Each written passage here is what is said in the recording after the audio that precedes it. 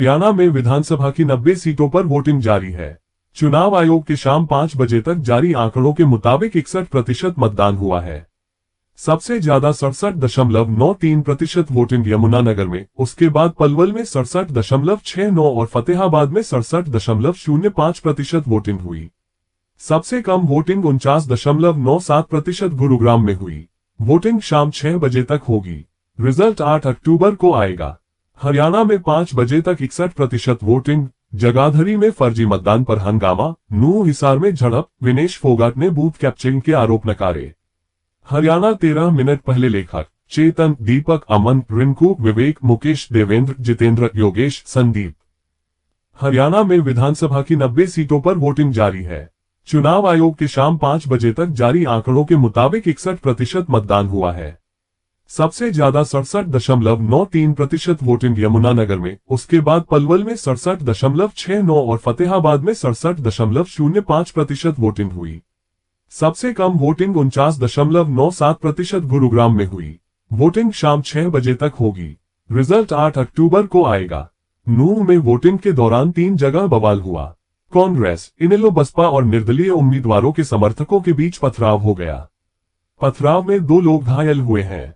बवाल को देखते हुए चंदेनी, ख्वाजा कलां और गुलालता में पुलिस बल की तैनाती की गई। डीएसपी सुरेंद्र भी गांव का दौरा करने पहुंचे। उधर जींद के जुलाना से कांग्रेस कैंडिडेट विनेश फोगाट ने बूथ कैप्चरिंग के आरोप नकार दिए हैं।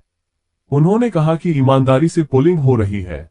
कई गांवों का दौरा किया, कहीं भी ऐसी शिकायत नहीं मिली।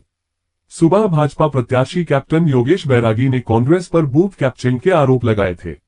इस पर वह बूथ पर पहुंचे थे, जहां उनके साथ धक्का-मुक्की हुई थी। अब तक के 10 अपडेट्स।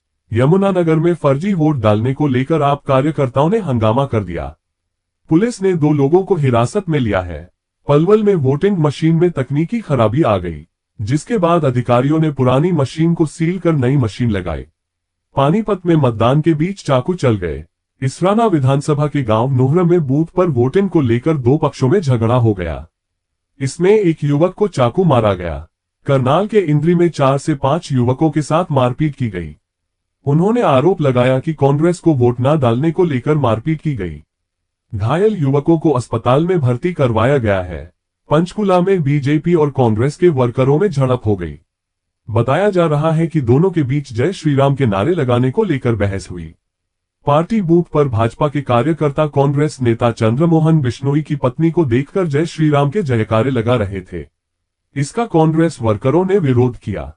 फतेहाबाद में मतदान केंद्र पर हंगामा हुआ।